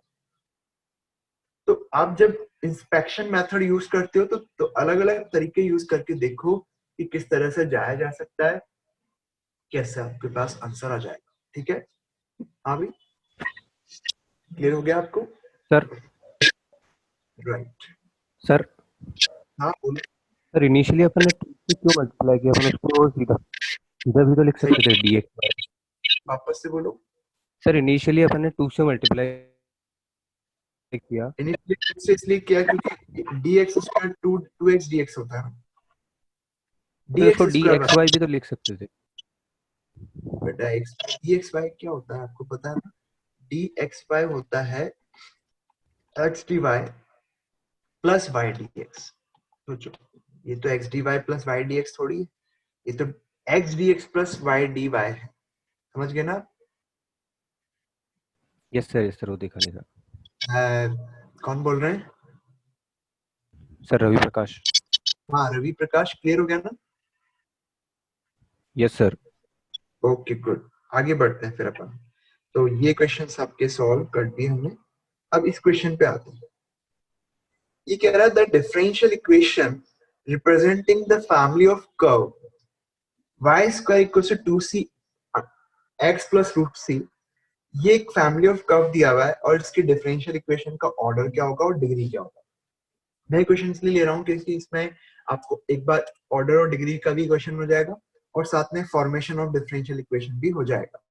आपको पता है कि किसी भी फैमिली ऑफ कर्व का अगर आपको डिफरेंशियल इक्वेशन बनाना है तो आपको उतनी बार डिफरेंशिएट करना होता है जितने इसमें आर्बिट्ररी कांस्टेंट्स हैं। तो रवि प्रकाश बताओ इसमें कितने आर्बिट्ररी कांस्टेंट दिख रहे हैं आपको? सर एक, बिल्कुल सही है, वेरी गुड। एक ही है इसमें सी, दो नहीं कहलाएगा कि दो जगह सी लिखा तो दो हो गए, तो एक ही है, तो आपको इसे एक ही बार डिफरेंशिएट करना पड़ेगा। तो आप डिफरेंशिएट करें विथ रेस्पेक्ट टू एक्स, तो आपको मिला 2y y dash equal to 2c, बस हो गया, तो 2 कट गया, तो c आपको मिल गया y y डैश। इसको यहाँ प्लेस कर दो तो आपके पास मिल जाएगा y square equal to 2c, c आ गया y y dash 2c x प्लस 2 टाइम्स c की पावर 3/2 है ये, तो y y डैश की पावर 3/2, y y डैश की पावर 3/2, एक मिनट, y y डैश की पावर 3/2, तो y square minus 2y y dash x equals to 2y y dash की पावर 3/2। आप लोग एक चीज देख सकते हैं कि यहाँ पे y डैश जो है ना उसके ऊपर 3/2 पावर है। आपने इस क्वेश्चन में पूछा कि डिग्री क्या होगी डिफरेंशियल इक्वेशन की और ऑर्डर क्या होगा, तो डिग्री तो श्योरली इसकी क्या होगी 1 होगी। इस डिफरेंशियल इक्वेशन का डिग्री 1 है और आपको पता है कि डिग्री नहीं, सॉरी गलत लिख दिया मैंने, ऑर्डर सॉरी, ऑर्डर होगा, ऑर्डर 1 होगा। किसी भी डिफरेंशियल इक्वेशन का ऑर्डर क्या होता है, उस डिफरेंशियल इक्वेशन के अंदर प्रेजेंट हाईएस्ट ऑर्डर के डेरिवेटिव का ऑर्डर होता है। यहाँ पे इस डिफरेंशियल इक्वेशन का ऑर्डर जो है वो 1 आएगा क्योंकि एक ही ऑर्डर का डेरिवेटिव है। अब इसकी अगर डिग्री इस फॉर्म के अंदर देखें तो डिफाइंड नहीं हो सकती। क्यों नहीं हो सकती? किसी भी डिफरेंशियल इक्वेशन की जो डिग्री होती है ना वो उस डिफरेंशियल इक्वेशन के लिए डिफाइन होती है जिसमें डेरिवेटिव की हर टर्म के अंदर पावर 1 हो, या ऐसे कहेंगे डेरिवेटिव का एक पॉलिनोमियल बनता हो। यहाँ तो नहीं बन रहा है, तो y डैश की पावर 3/2 है। पर अगर हम लोग फिर भी इसकी डिग्री को अगर डिफाइन करने की कोशिश करें, डिफाइन करना चाहें, तो हमें क्या करना पड़ेगा, इसे रेडिकल साइन से फ्री करना है। y डैश की पावर 3/2 आपको दिखाई दे रही है ना, तो हमें y डैश की पावर 3/2 को रिमूव करना है, पावर को रिमूव करना है। यहाँ पे हम क्या कर सकते हैं, स्क्वायरिंग कर सकते हैं। स्क्वायरिंग करेंगे तो आपके पास y square minus 2y y dash x का whole square is equal to 4y y dash का क्यूब आ जाएगा। तो y डैश का क्यूब, y y डैश का क्यूब लिख देता हूँ इससे मैं, तो ये आपके पास बच जाएगा। तो अब आप लोग ऑब्वियसली देख सकते हैं कि अब इसका डिग्री डिफाइन कर सकते हैं, क्योंकि इसमें y डैश की जो पावर आएगी ना हर टर्म के अंदर, इसमें तो लेफ्ट हैंड साइड में तो 2 रेखा आएगी और राइट हैंड साइड में y डैश की पावर जो आ रही है वो 3 आ रही है। इसका मतलब अब इसकी डिग्री डिफाइन हो सकती है और इसकी डिग्री 3 है। तो आपका आंसर क्या आ गया, इसका सेकंड ऑप्शन आपका सही है, ऑर्डर 1 डिग्री 3। इसमें कुछ किसी को कुछ बोलना है स्टूडेंट्स, बोले जरूर। आप कुछ भी क्वेश्चन खत्म होता है तो कोई जना एक पूछे, कुछ क्वेश्चन पूछे या फिर रेस्पॉन्स जरूर दें। बोलो हर्षवर्धन। Yes sir. सर इसमें सर अपन ऐसा भी तो कर सकते थे, 4 से मतलब 4 ले बाई क्वाड्रेटिक बना लेते। बाई क्वाड्रेटिक किसको बनाए सर? मतलब दोनों तरफ 4 की पावर लगा देते। 4 पावर नहीं लगाएंगे ना, ऐसे तो फिर डिग्री कितनी भी आ जाएगी। सर डिग्री तो फिर बार बार चेंज होती रहेगी। हाँ बिल्कुल कुछ भी आ जाएगी ना, लेकिन आपको तो मिनिमम पावर अराइज करनी है इस पे। सर पर आपने इसके जो डेफिनेशन में ये लिखाया था कि हाईएस्ट पावर ऑफ ऑर्डर की जो हाईएस्ट पावर होगी ना वो। बिल्कुल सही है, यही दिखाया था, बिल्कुल ये सही भी है। एक्चुअली तो क्या होता है कि अगर कोई, आप सोचो ना, एक चीज सोचो, अगर मैं एक पॉलिनोमियल इक्वेशन लेता हूँ x + 1 = 0, तो मैं इसका स्क्वायर करके इसको क्वाड्रेटिक इक्वेशन बना लूंगा, क्यूब करके क्यूबिक इक्वेशन बना लूंगा। तो मैं इसको लीनियर बोलूं, क्वाड्रेटिक बोलूं, क्या बोलूं, क्यूबिक बोलूं, तो मैं देखूंगा कि सबसे सिंपल फॉर्म कौन सी है, मतलब सबसे कम पावर लगा के क्या बन रहा है, y + 1 = 0, तो एक लीनियर इक्वेशन कहलाएगी। और यहाँ पे अगर आपके पास y y डैश की पावर 3/2 है तो हम इस पे 1/2 पावर आ रही है तो 2 पावर ही लगा सकते हैं आप, 4 5 6 नहीं लगा सकते, 4 6 10 नहीं लगा सकते। ये तो डिग्री डिफाइन नहीं कर पाएंगे अपन, हर बार डिग्री अलग होती है। समझ गए ऐश्वर्या? Yes sir. ओके, तो इस तरीके से हम लोग इसे कर सकते हैं। अब हम लोग आगे बढ़ते हैं, नेक्स्ट क्वेश्चन पे मूव करते हैं। नेक्स्ट क्वेश्चन ये ले लेते हैं, आप लोग देखना क्या दिया हुआ है। If yx is a solution of the differential equation, देखो ये कैसे करेंगे, एक सिंपल सा क्वेश्चन है, इसको क्विकली सॉल्व कर लेते हैं। क्वेश्चन है ये, इसकी डिग्री 1 है और ये एक वेरिएबल सेपरेबल फॉर्म दिखाई दे रही होगी, तो dy by dx is equal to x square plus 4x minus 9 divided by x plus 2 into dx। ऐसे लिख सकता हूँ क्या मैं इसे? ये तो बहुत सिंपल सा ही हो गया। चलो कोई बात नहीं, अपन ने ले लिया तो इसको खत्म करते हैं। तो आप लोग समझना, ऊपर आपके पास x plus 2 का होल स्क्वायर माइनस क्या लिख दूं उसे, -13 लिख सकता हूँ उसे, डिवाइडेड बाय x plus 2। आप लोग यहाँ पे देख सकते हो कि जो ये इंटीग्रेशन है ये एक इम्प्रॉपर इंटीग्रेशन है, इम्प्रॉपर फ्रैक्शन है एक्चुअली। इम्प्रॉपर फ्रैक्शन इसलिए क्योंकि यहाँ पे आपके पास न्यूमरेटर में 2 डिग्री है और डिनोमिनेटर में 1 डिग्री है, तो अपन को क्या करना पड़ेगा, इस तरह से या तो डिवाइड कर लो या फिर जो मैं कर रहा हूँ वो कर ले। इसमें आपको ये करना है कि नीचे x plus 2 था वही ऊपर बना लिया, तो x plus 2 minus 13 upon x plus 2 integration dx। तो आप लोग देख सकते हैं कि x plus 2 का इंटीग्रेशन तो x plus 2 का होल स्क्वायर आ गया और 13 x plus 2 का whole square upon 2। Okay right, x plus 2 का इंटीग्रेशन होता है x plus 2 का होल स्क्वायर अपॉन 2, जैसे x का इंटीग्रेशन x स्क्वायर बाय 2 होता है, तो x plus 2 का इंटीग्रेशन होगा x plus 2 का स्क्वायर डिवाइडेड बाय 2। तो यहाँ पे 13 अपॉन x plus 2 का इंटीग्रेशन हो गया 13 ln x plus 2 और डिवाइड का y। इसके आगे आप लोग देख लेंगे इस क्वेश्चन को कि कैसे करना है। अच्छा, इसमें y0 दिया हुआ होना चाहिए था, शायद y0 मिसिंग है इसके अंदर। y0 कुछ वैल्यू देनी होती है, वो इसने दी नहीं। चलो अपने जनरल सॉल्यूशन निकाल दिया, इसको यहीं पे स्टॉप कर देते हैं, प्लस कांस्टेंट c, राइट। इस तरीके से सॉल्व कर सकते हैं। अब इसके बाद देखिए अगले क्वेश्चन पे चलते हैं। आप लोग ध्यान देना, आप लोग समझ पा रहे हो ना, इसमें कोई दिक्कत तो नहीं हो रही है? No sir. ओके, सही लग रहा है आपको? Yes sir. चलो राइट। अब आपके पास क्वेश्चन है, एट प्रेजेंट 2013 का क्वेश्चन है, at present a firm is manufacturing 2000 items, it is estimated that the rate of change of production P, production को P लिया with respect to X is given by the differential equation dP by dx equals to 100 minus 12 root x. If the employees, यहाँ पे x क्या है, x additional number of workers है। If the firm employs 25 more workers than the new level of production of items is, इसने question में कहा है कि अभी एट प्रेजेंट 2000 आइटम प्रोड्यूस हो रहे हैं। अभी मतलब जब x 0 है, x है क्या, एडिशनल वर्कर, जितने वर्कर काम कर रहे हैं उनके अलावा आप कहाँ और एक्स्ट्रा क्या लेकर के आए, वो एडिशनल वर्कर है।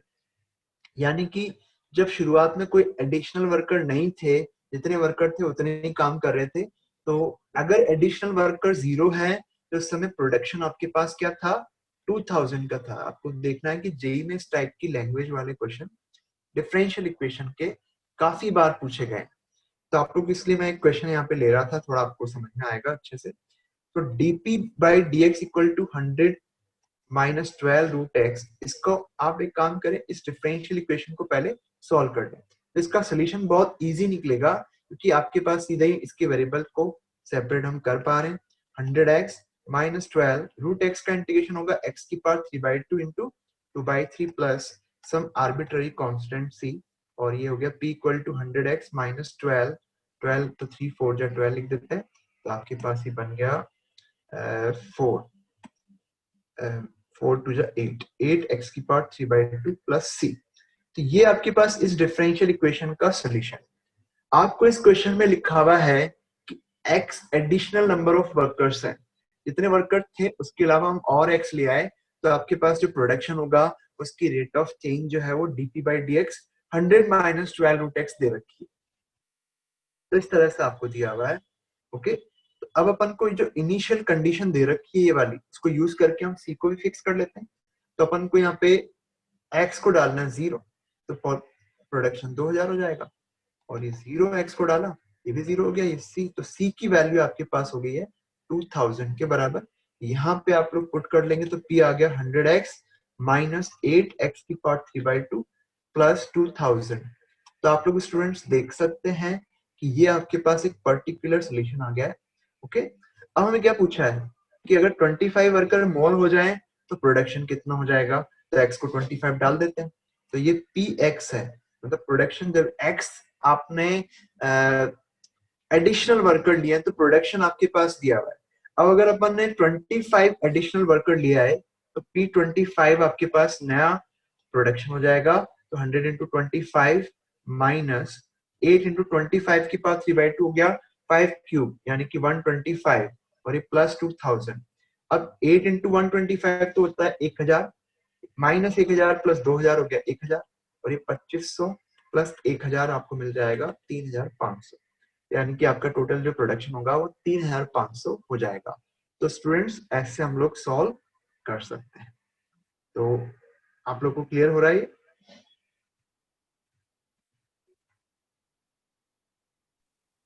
Yes sir. ओके, अब एक चीज देखो, ये क्वेश्चन रहा, आपको ये दिखाई दे रहा है 99 जेई में आया हुआ है, find the order and degree of the differential equation representing the family of curves. ये अभी अभी हमने किया है। मैं ये बताना चाह रहा हूँ इससे कि आपके जो जेई के क्वेश्चन है वो एज इट इज रिपीट हो गए जेई के अंदर, जेई मेन के अंदर। आप लोग देखें जेई मेन में एज इट इज क्वेश्चन का रिपीटेशन होता है। ये रहा ये क्वेश्चन जो जेई AIEEE 2005 में आया है, राइट, और यहाँ जेई में क्या आया है, कब आया है, ये आया है 99 में।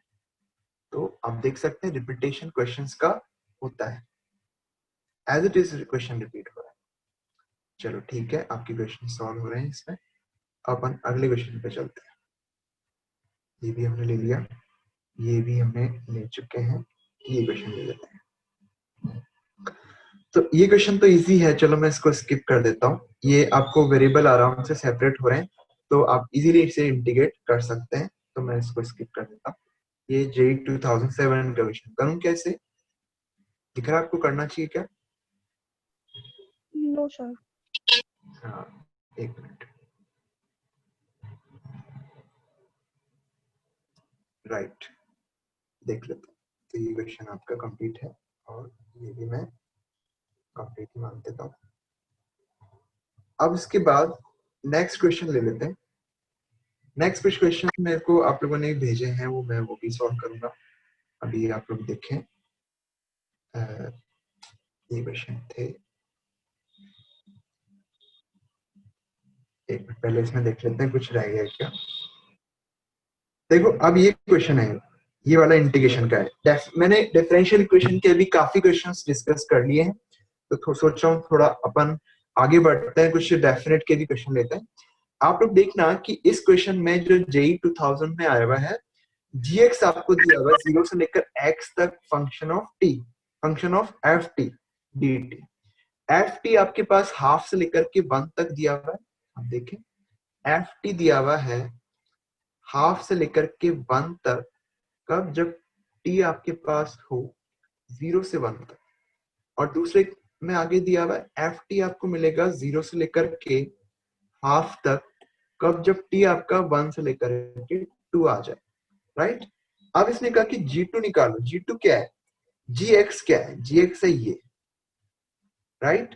तो G2 क्या होगा, G2 आएगा आपके पास 0 से लेकर के 2 तक ft का इंटीग्रेशन dt, राइट। तो हमें f2 चाहिए, यानी कि 0 से 2 तक ft का इंटीग्रेशन चाहिए, और वो भी आपको एग्जैक्ट वैल्यू नहीं निकालनी है, एग्जैक्ट नहीं चाहिए, आपको पता करना है कि कहां से कहां तक लाई करेगा। आप एक चीज नोटिस करना, हमने डेफिनेट इंटीग्रेशन में डोमिनेशन रूल पढ़ा हुआ है, हमने पढ़ा हुआ है कि छोटे फंक्शन का इंटीग्रेशन छोटा ही रहता है। तो अपन एक काम करते हैं, पहले इसमें इंटीग्रेट करते हैं 0 से 1 तक। तो 0 से 1 तक ft का इंटीग्रेशन क्या हो जाएगा, 0 से 1 तक 1 का इंटीग्रेशन तो 1 होगा, और 0 से 1 तक हाफ का इंटीग्रेशन हाफ ही हो जाएगा। आप सोचो, राइट?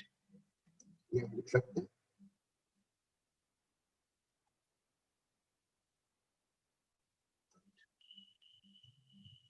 तो आप लोग यहाँ पे देखें 0 से 1 तक एक अगर t है तो ऐसे केस में ft की वैल्यू हाफ से 1, तो ft का इंटीग्रेशन 0 से 1 करेंगे तो हाफ का इंटीग्रेशन 0 से 1 में तो हाफ हो जाएगा, 1 का 1 हो जाएगा। अब सिमिलरली 1 से लेकर 2 तक अगर t है तो ft 0 से हाफ है, तो ft का 1 से 2 तक इंटीग्रेट करेंगे तो क्या आएगा, 0 का इंटीग्रेशन 0, हाफ का इंटीग्रेशन हाफ ही आएगा 1 से लेकर 2 तक। आप समझ गए? डोमिनेशन रूल में हमने पढ़ा कि अगर कोई फंक्शन बड़ा है तो उसका फंक्शन का इंटीग्रेशन लिमिट्स में बड़ा ही रहेगा और छोटे फंक्शन का इंटीग्रेशन छोटा ही रहेगा। तो अपन यहाँ पे देख सकते हैं कि ये हमने डोमिनेशन रूल से इंटीग्रेट दोनों तरफ तीनों तरफ कर दिया, तो ये आपके पास रिजल्ट है। अब एक काम करें, दोनों को ऐड करें, 0 से 1 तक ft का इंटीग्रेशन प्लस है 0 से लेकर के 1 से लेकर 2 तक ft का इंटीग्रेशन dt। आप लोग देख सकते हैं 1 और हाफ जोड़ा तो 3/2 आ जाएगा, यहाँ पे हाफ और 0 जोड़ा तो हाफ आ जाएगा। तो इस तरीके से आप लोग देखें तो आप लोग यहाँ पे नोटिस कर सकते हैं कि जो बीच में आपके पास आया है वो 0 से 1 और 1 से 2 तक के इंटीग्रेशन का सम है, जो कि 0 से 2 हो जाता है ft dt। आपको पता है एडिशन रूल में इंटीग्रेशन में क्या होता है, आप लिख सकते हैं a से लेकर b तक का इंटीग्रेशन प्लस b से लेकर c तक का इंटीग्रेशन बराबर होता है a से c तक का इंटीग्रेशन, यानी कि 0 से 2 तक का इंटीग्रेशन आपको मिल गया हाफ से लेकर के 3/2 के बीच में। ये आपकी एडवांस एक्सरसाइज का क्वेश्चन था, तो ये मैंने सॉल्व कर दिया है। तो आप लोग को समझ में आ रहा है? अगर कोई दिक्कत हो तो जरूर हैंड रेस करो और बोल लो, दिक्कत हो तो बोले। Any problem? कोई प्रॉब्लम नहीं है? सर ऑप्शन से मैच नहीं कर रहा। ऑप्शन मैच नहीं कर रहा? हाफ से 3/2 के अंदर है अगर कोई नंबर तो वो 0 से 2 में तो श्योरली होगा। सोचो, ऑप्शन मैच हो गया या? Okay sir. कि आप सोचो ना, कोई नंबर अगर हाफ से 3/2 के बीच में लाई करता है तो 0 से 2 में तो पक्का नहीं। तो मेरे को लगा एग्जैक्ट आंसर आएगा इसलिए ना, एग्जैक्ट नहीं आ रहा, क्या करें, ऐसे ही आ रहा है ना? ठीक है ना? Yes sir. अब इसके बाद देखिए अगले क्वेश्चन पे चलते हैं। अब आपका जो अगला क्वेश्चन है वो ये है जिसमें आपको इंटीग्रेशन एरिया निकालना है। आप पढ़ लें इस क्वेश्चन को। क्वेश्चन है द पैराबोला, एक पैराबोला आपके पास दिया हुआ है y equals to x plus 1 का होल स्क्वायर और दूसरा है y equal to x minus 1 का होल स्क्वायर, और एक लाइन है y इक्वल्स टू 1/4। इन सबसे बाउंडेड एरिया क्या होगा वो हमें मालूम करना है। देख लेते हैं कैसे मालूम करेंगे। तो देखिए, एक तो y equal to x plus 1 का square, y equals to x plus 1 का स्क्वायर का ग्राफ कैसे बनेगा? x प्लस 1 का स्क्वायर -1 पे -1,0 पे एक अपवर्ड ओपनिंग पैराबोला होगा, और y equal to x minus 1 का स्क्वायर ये 1 पे 1,0 पे एक अपवर्ड ओपनिंग पैराबोला होगा। इस तरीके से आप ड्रॉ कर सकते हैं। इन दोनों का इंटरसेक्शन पॉइंट 0,1 होगा। आप देख सकते हैं दोनों ही कर्व 0,1 को सेटिस्फाई कर रहे हैं। तो ये तो हमने ये बना दिया। अब आपको एक और लाइन बनानी है, y equal to 1/4। y equals to 1/4 एक हॉरिजॉन्टल लाइन होती है। ओके, ये horizontal line y equal to 1/4, y equals to 1/4। Okay, y equal to 1/4, और ये कर्व आपका y equal to x minus 1 का होल स्क्वायर हो गया, और ये वाला कर्व हो गया y is equals to x plus 1 का होल स्क्वायर। ये आप लोग देख रहे हैं। तो हमें इन तीन कर्व से, दो तो लाइन और तीन कर्व, इनसे बाउंडेड एरिया कौन सा दिख रहा है आपको? आप में से कोई बोलेगा कि ये होगा तीनों से बाउंडेड। क्या ये सही है क्या? नो सर, नहीं, बिल्कुल सही बोला आपने। फिर कौन सा होगा? इसके ऊपर वाला ट्रायंगल जैसा। बिल्कुल ट्रायंगल थोड़ा दिख रहा है, सही बात है। यही आएगा, जस्ट जो इससे ऊपर वाला एरिया आपको दिखाई दे रहा है ये एरिया आएगा। ये एरिया क्यों आएगा? क्योंकि आपको 3 बाउंड्री तो इसी में मिल रही है, 2 कर्व और दूसरी एक लाइन y इक्वल टू 1/4, ये 3 बाउंड्री इसी में मिल रही है, इसलिए यही एरिया आपको फाइंड आउट करना पड़ेगा। ये एरिया ही करेक्ट एरिया है, इसको हम फाइंड कर लेते हैं, देखिए कैसे करना है। तो आपको इसका पॉइंट ऑफ इंटरसेक्शन रिक्वायर्ड होगा, तो अपन एक काम करते हैं, y इक्वल टू 1/4 और y is equal to x minus 1 का होल स्क्वायर, इसका इंटरसेक्शन पॉइंट निकाल लेते हैं। तो आपके पास y एलिमिनेट कर लेते हैं, 1/4 इक्वल टू x माइनस 1 का स्क्वायर, स्क्वायर रूट लेंगे तो x माइनस 1 आएगा प्लस माइनस हाफ, तो x हो जाएगा 1 प्लस माइनस हाफ 3/2 और हाफ। ये 3/2 तो नहीं बनेगा ना, हाफ बनेगा, 3/2 तो ये वाला होगा, ये चाहिए नहीं हमें, तो ये वाला चाहिए, तो हाफ कॉमा क्या आएगा, हाफ कॉमा 1/4। तो आप लोग देख पा रहे हैं कि यहाँ पे पूरा एरिया जो है ना वो एक्स वाई एक्सिस के अबाउट सिमेट्रिकल है। तो अगर अपन को ये पूरा रीजन निकालना है तो अपन राइट में जो फर्स्ट क्वाड्रेंट में जो इसका पोर्शन दिखाई दे रहा है उसको डबल कर लेंगे तो आपके पास एरिया एग्जैक्ट आ जाएगा। यानी कि आपके पास जो एरिया हुआ वो एक्स वो हो गया ऊपर y माइनस नीचे y। आपके पास जो स्लाइसिंग रहेगी वो ऐसे रखेंगे, ऊपर y माइनस नीचे y, वर्टिकल स्लाइसिंग कर रहा हूँ मैं इसमें। ऊपर y क्या है, ऊपर y है x माइनस 1 का होल स्क्वायर और नीचे y है आपका 1/4, ठीक है। और ये dx लिख देंगे क्योंकि वर्टिकल स्लाइसिंग में dx लिखना पड़ता है क्योंकि इसकी जो थिकनेस है ना वो अलोंग x एक्सिस है, तो dx लिखना पड़ेगा। अब इसमें इस एरिया में x कहां से कहां तक वेरी कर रहा है, 0 से लेकर के हाफ तक। अब इस पूरे एरिया को डबल कर देंगे तो आपके पास एरिया आ जाएगा। तो आई थिंक आपको क्लियर हो गया है, इसको मैं पूरा सॉल्व नहीं करूं। हाँ sir, excuse me sir, sir इसको अगर हॉरिजेंटल स्लाइसिंग से करते तो अपन को ये पॉइंट्स निकालने पड़ते और वो फास्टली हो जाता। पॉइंट ना, पॉइंट तो चाहिए होंगे ना यार। नहीं सर, इसको आपको 1/4 से 1 तक। अच्छा 1/4 से 1 तक कर देते, सही कह रहे हो, उससे कट मैं बताता हूँ आपको। सही कह रहे हो, हॉरिजॉन्टल स्लाइसिंग से आराम से कर पा रहे हैं, बिल्कुल सही है। पर पॉइंट इजीली निकल गया था, पर ठीक है आप हॉरिजॉन्टल स्लाइसिंग से कर लो। ये रीजन था आपका, मैंने उस रीजन को निकाला, ठीक है। तो आप लोग देखिए ये एरिया हमें फाइंड आउट करना है। इस एरिया के लिए हम लोग हाँ सर इस क्वेश्चन में यही एरिया निकालना है क्या, क्योंकि मैंने तो कर्व्ड जो लाइन है और जो इन दोनों के बीच का एरिया है वो निकाला था, तो मेरा आंसर उससे मैच कर रहा है। कौन सा एरिया निकाला था,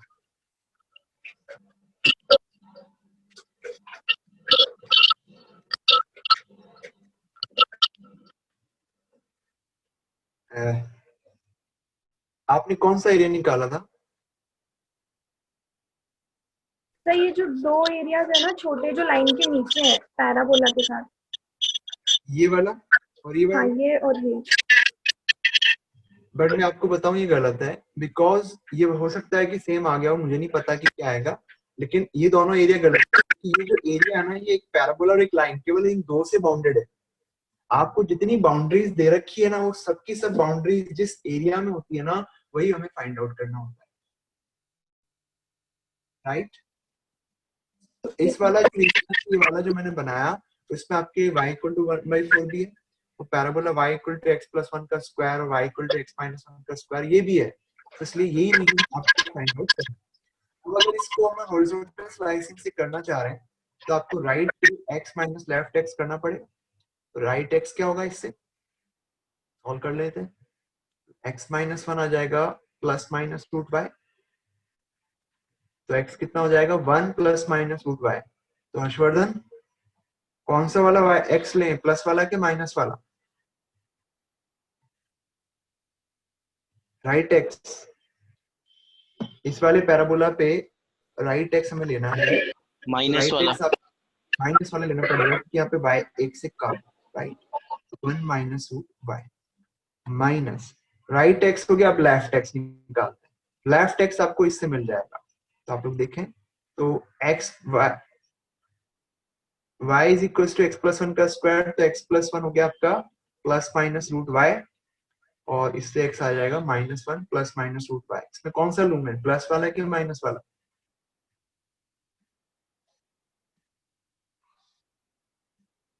हाँ प्लस वाला। प्लस वाला लेंगे, क्योंकि अगर माइनस वाला लेंगे तो माइनस से भी लेफ्ट में चला जाएगा, राइट, प्लस करना पड़ेगा इसमें। तो -1 प्लस रूट वाई dy ये आ जाएगा, ठीक है। और y आपका 1/4 से लेकर के 1 तक जा रहा है। अब अपन इसको आगे बढ़ा सकते हैं, 1 से ये कटेगा नहीं, सॉरी, 2 माइनस 2 रूट वाई हो गया। अब कर लोगे इसे, तो इससे Yes, आगे sir. कंप्लीट आप लोग इंटीग्रेट आप लोग करेंगे, इजी है ये। आप लोग देखिए दोनों तरह से हो गया तो अच्छा है कि अपन एक तरह से दोनों तरह का हॉरिजॉन्टल स्लाइसिंग और वर्टिकल स्लाइसिंग दोनों की एक तरह से हमने प्रैक्टिस यहाँ पे की है, क्वेश्चन सॉल्व करके देखा है। तो स्टूडेंट्स इस तरीके से हम लोग इंटीग्रेट कर सकते हैं। अब हम लोग आगे बढ़ते हैं, अगला क्वेश्चन ये ले लेते हैं, आप लोग देखें कैसे, ये भी ले लिया, मुझे लगता है सारे हो गए हैं यहाँ पे। तो चलो एक लास्ट क्वेश्चन ये लेते हैं, फिर आपके क्वेश्चंस जो आपने सेंड किए मुझे उस पे हम लोग आएंगे, ठीक है। तो देखिए, तो मुझे लगता है कि अब तो किसी को पेन की आवाज नहीं आ रही है, मैं खूब ठक ठक कर रहा हूँ अभी भी। No, sir. चलो, अब तो अच्छा लग रहा है आपको ना। अब मैंने भी क्या, जैसे हम लोगों ने भी लॉकडाउन होने के बाद क्लास लेना शुरू किया, तो ऑनलाइन क्लास लेने की कभी हैबिट थी नहीं। अब वीडियो रिकॉर्ड करना है तो कैसे करें, वीडियो रिकॉर्डिंग शुरू हुई और मालूम चला कि ये तो बहुत डिफिकल्ट है, क्योंकि आपको क्लास में बच्चे होते हैं तो उनके हिसाब से पढ़ाना होता है। अब यहाँ पे तो मेरे कमरे में बोर्ड लगा हुआ है और बच्चा कोई है नहीं पढ़ने वाला, रिकॉर्डिंग करनी है, मतलब ये मान के चलना है कि सामने बच्चे हैं बहुत सारे, उनको पढ़ा रहे हैं अपन। ये बहुत डिफिकल्ट काम था, पर सीखा, उसको भी सीखना पड़ता है। तो वही चीज है कि कोई चीज हमें अगर नहीं आ रही है तो उसके पीछे पड़ जाना चाहिए, तो आप सीखोगे जरूर, राइट। तो आप लोग देखें क्वेश्चन नंबर 20 पे आ रहे हैं। e की पावर -1 आपके पास क्या दिया हुआ है, e की पावर -1 यानी कि 1/e से लेकर के e स्क्वायर तक का इंटीग्रेशन, और ln x अपॉन x का मॉड्यूलस। आप लोग देख सकते हैं कि यहाँ पे जो मॉड्यूलस है वो हटना चाहिए, जब ये हटेगा नहीं तो इंटीग्रेट भी नहीं हो पाएगा। तो इसको हटाने का तरीका क्या है, ln x जो है, x नीचे लिखा हो तो हमेशा ही पॉजिटिव है, क्यों, 1/e से लेकर e स्क्वायर तक तो पॉजिटिव ही आएगा। अब ln x का जो ग्राफ होता है वो ऐसा होता है, यहाँ पे 1 होता है। 1 से बड़े नंबर के लिए ln पॉजिटिव होगा, 1 से छोटे के लिए नेगेटिव होगा। तो अपन एक काम करते हैं, 1/e से लेकर के 1 तक अलग ले लेते हैं, फिर इसके बाद 1 से लेकर के 1/e तक इंटीग्रेशन अलग ले लेते हैं, ओके। ये दो पार्ट में इसको ब्रेक कर लेते हैं, okay. Modulus of ln x upon x dx। अब आप लोग देख सकते हैं कि यहाँ पे ln x नेगेटिव है इस वाले में, 1/e से लेकर 1 तक। तो अपन यहाँ पे सेकंड की लिमिट 1 से e स्क्वायर होगी। बिल्कुल 1 से e स्क्वायर होगी, बिल्कुल सही। तो आपके पास यहाँ पे ln x अपॉन x जो है एक नेगेटिव नंबर है, 1/e से 1 तक। नेगेटिव नंबर का मॉड्यूलस क्या होता है, उस नंबर का नेगेटिव होता है, ताकि हमें एक नॉन नेगेटिव वैल्यू मिले। तो आप लोग यहाँ पे लिख सकते हैं 1/e से लेकर 1 तक, और ln x upon x minus में, और ये आपका 1 से लेकर e स्क्वायर में ln x पॉजिटिव है, तो मॉड ln x तो ln x ही हो जाएगा। ये आपके पास बना। अब मैं इसका इंटीग्रेशन आपको ln x अपॉन x का बता देता हूँ कि वो क्या आएगा। इसको तो आप क्या कर सकते हैं पता है आपको, ln x को t मान सकते हैं। क्यों मान सकते हैं, क्योंकि इसका डेरिवेटिव आपको पता है। तो ln x का डेरिवेटिव हो गया 1/x dx dt।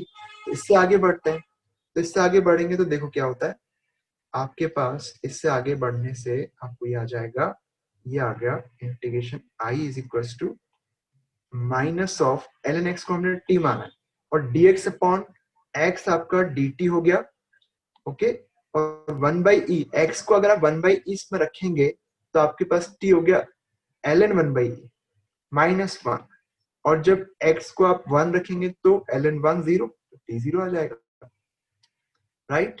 फिर इसके बाद प्लस आपके पास है, इसमें भी आपने ये पुट किया है तो यहीं पे भी आपको ये मिल जाएगा t dt, और 1 पुट करेंगे तो 0 आ गया, और ई स्क्वायर पुट करेंगे तो ln ई स्क्वायर कितना होता है, 2 होता है। ये आ गया माइनस टी स्क्वायर अपॉन 2, -1 से लेकर 0 तक, प्लस टी स्क्वायर बाई 2, 0 से लेकर के 2 तक। तो अल्टीमेटली आपके पास ये होगा 0 - 1/2, राइट। और ये 2 रखेंगे, 2 से 0, 0 से 2 करेंगे तो 4/2 आ गया, और ये 0 आ गया। तो अल्टीमेटली आपके पास हाफ प्लस 2 आ गया 5/2। तो आप देख लें कि आपके पास आंसर जो है 5/2 आ गया, ये करेक्ट आंसर आपका है। आप इसे अच्छे से ऑब्जर्व कर लें। तो स्टूडेंट्स इस तरीके से इस टाइप के इंटीग्रेशंस को सॉल्व किया जा सकता है। आप मॉड नहीं हटाएंगे तब तक ये इंटीग्रेट हो नहीं पाएगा, तो ऐसे हम लोग कर सकते हैं। अब मैं ले रहा हूँ आप लोगों की क्वेश्चन, ठीक है। कोई दिक्कत अभी तक भी है कोई, तो मुझे आप जरूर पूछ लें। अभी कोई दिक्कत है आपको स्टूडेंट्स, बोलो। No, sir. चलो ठीक, अब अपन इन क्वेश्चंस पे आ जाते हैं। ये क्वेश्चन किसी ने मुझे पूछा है, आपको दिखाई दिया है, दे रहा है। कंटिन्यूटी का क्वेश्चन पूछा है आपने। ये कह रहा है कि fx है log to the base a, question में थोड़ा बात कर देता हूँ। fx दिया हुआ है log बेस a पे दिया हुआ है a, box x plus box minus x whole to the power x, और a to the power some कुछ दिया हुआ है आपके पास, और इसने 0 पे कंटिन्यूटी और डिफरेंशिएबिलिटी के बारे में ही पूछा है कि कंटिन्यूस है कि डिफरेंशिएबल है। तो अपन एक काम करते हैं, जब भी आपको कंटिन्यूटी और डिफरेंशिएबिलिटी दोनों पूछे तो आप पहले डिफरेंशिएबिलिटी चेक कर लो। मुझे लगता है कि कोई भी करोगे तो भी एक जैसे ही आएगा, कोई ज्यादा फर्क नहीं पड़ेगा। जैसे आपने मान लो कि आपने पहले डिफरेंशिएबिलिटी चेक करी, और अगर फंक्शन डेरिवेबल नहीं तो राइट लेफ्ट डेरिवेटिव फाइनाइट है, राइट लेफ्ट डेरिवेटिव फाइनाइट है पर इक्वल नहीं है, तो नॉन डेरिवेबल तो होगा पर वो कंटिन्यूस भी हो जाएगा, इसमें आपको कंटिन्यूटी चेक नहीं करनी पड़ेगी, राइट। पर अगर वो डेरिवेबल है तो श्योरली कंटिन्यूस हुई है, तो उसमें भी कंटिन्यूटी चेक करनी पड़ेगी। तो पहले डिफरेंशिएबिलिटी को चेक किया जा सकता है, लेकिन समटाइम्स क्या होता है कि अगर फंक्शन आपका डिसकंटिन्यूस है, मान लो आपने कंटिन्यूटी चेक करी और वो डिसकंटिन्यूस आया, तो डिफरेंशिएबल तो होगा ही नहीं, तो चेक ही नहीं करना पड़ेगा। तो किसी भी एक तरीके से आके फायदा हो सकता है आपको क्वेश्चन में। कभी हो सकता है कि कंटिन्यूटी से आपको जल्दी पता लग जाए, कभी डिफरेंशिएबिलिटी से पता लग जाए, ये हो सकता है। पर मैं आपको बताऊं एक खास बात इसमें है कि डिफरेंशिएबल, कंटिन्यूअस, डिफरेंशिएबल, इसमें डिसकंटिन्यूटी तो कहीं दिया नहीं। चलो अपन डिफरेंशिएबल चेक करेंगे, ठीक है, राइट। तो इस क्वेश्चन को स्टार्ट कर लेते हैं। आपका फंक्शन है log base a box x plus box minus x, ये दिया हुआ, ठीक है, ये गिवन है आपको, और इस पे पावर भी x लगा रखी है। और एक काम करता हूं मैं, इसको नहीं लिखता हूँ, सीधा लिमिट निकालता हूँ, डेरिवेटिव निकालता हूँ, राइट डेरिवेटिव और लेफ्ट डेरिवेटिव। क्वेश्चन तो आपके सामने है ही, तो मैं बेनिफिट है कि मुझे लिखना नहीं पड़ेगा। तो राइट डेरिवेटिव आपके पास क्या होगा, 0। तो देखिए ये आता है limit h tending to 0 f0 plus h minus f0 divided by h, ये होता है, राइट। अब अपन इसमें क्या निकालना चाह रहे हैं, अपन ये निकालना चाह रहे हैं कि डेरिवेटिव क्या है, इस लिमिट को फाइंड आउट करना चाह रहे हैं। इसके लिए तो limit h tending to 0, fh क्या होगा, आप ध्यान रखना h टेंडिंग टू 0 प्लस लेना पड़ेगा, राइट। अगर 0 प्लस लोगे तो राइट डेरिवेटिव आएगा, 0 माइनस लोगे तो लेफ्ट डेरिवेटिव आपको मिलेगा। तो ये बनेगा log the base a of a modulus of box x plus box minus x modulus whole to the power a। Expression heavy है लेकिन कोई बात नहीं, अपन इजीली समझ सकते हैं, इतना टफ क्वेश्चन आपको नहीं लगेगा। a to the power 2 upon box x plus box minus x, ये है, और इसको भी डिवाइड कर दिया क्या इसमें, छोटा छोटा दिख रहा है मुझे भी, ओके, इसको भी इसने डिवाइड कर दिया है मॉड्यूलस ऑफ x, ठीक है। तो एक मिनट थोड़ा अच्छे से लिख देता हूँ मैं, यहाँ पे मॉड्यूलस ऑफ x, ये पूरा इस तरह से है, और ये पूरा a पे रेज किया हुआ है, डिवाइडेड बाय 3 प्लस a की power 1 upon modulus of x, ये दिया हुआ है। तो आप लोग ये देख सकते हैं कि ये जो पूरा एक्सप्रेशन है यहाँ पे -5 भी दिया, ओके -5 पावर में -5 किया।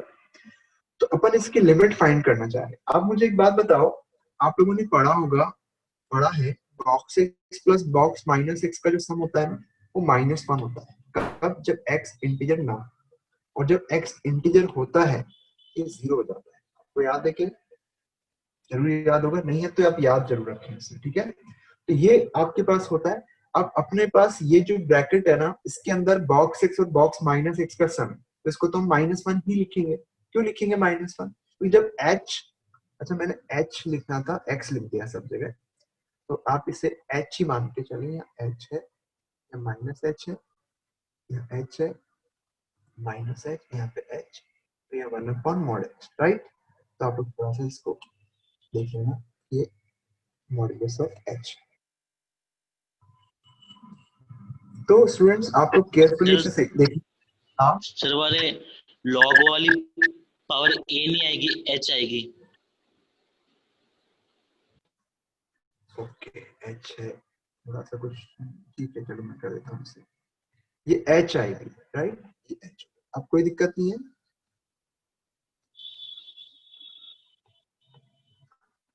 राइट।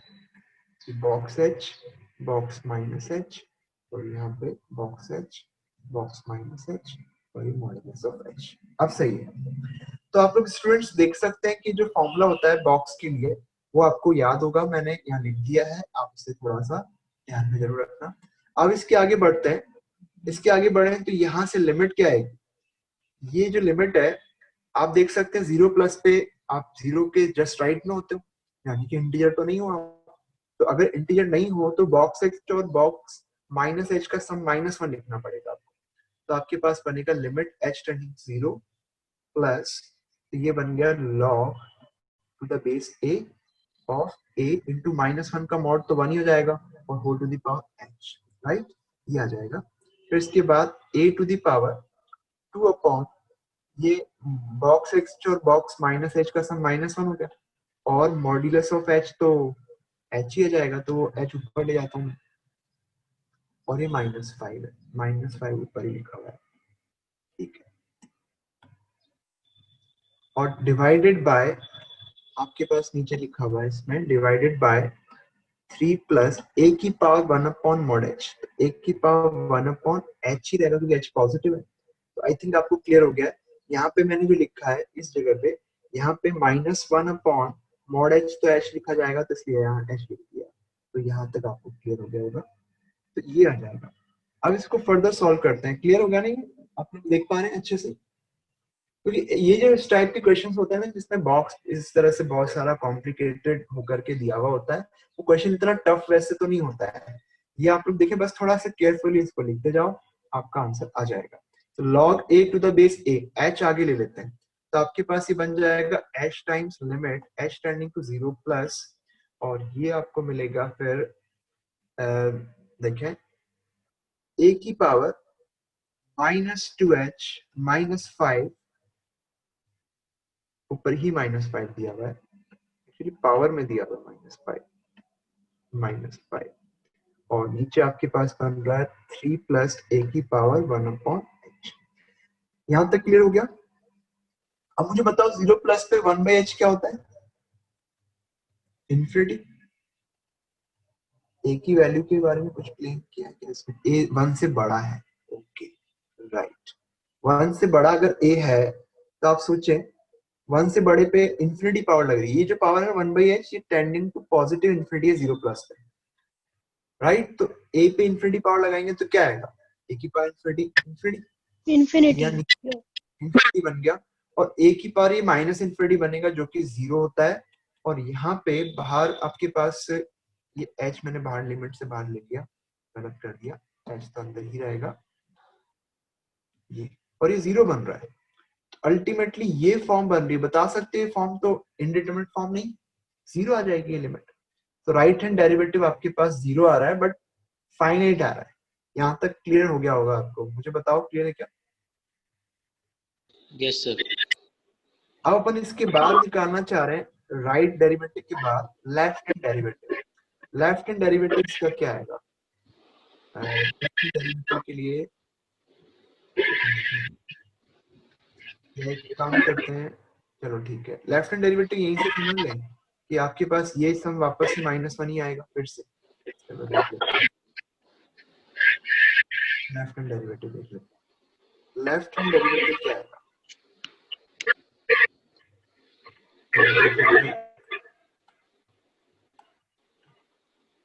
तो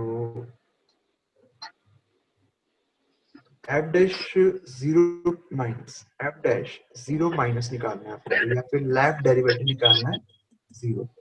ये हो जाएगा limit 0 minus F H minus F divided by H. F तो 0 ही है, एफ एच अपॉन एच की लिमिट निकालनी है 0 माइनस। तो आपके पास limit H tending to 0 minus F H क्या है? एफ एच था log to the base a, और ये था modulus x plus minus x whole to the power h h ये था।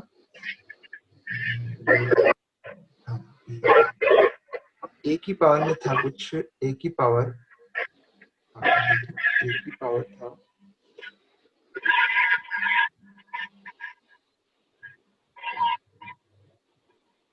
a की पावर में 2 upon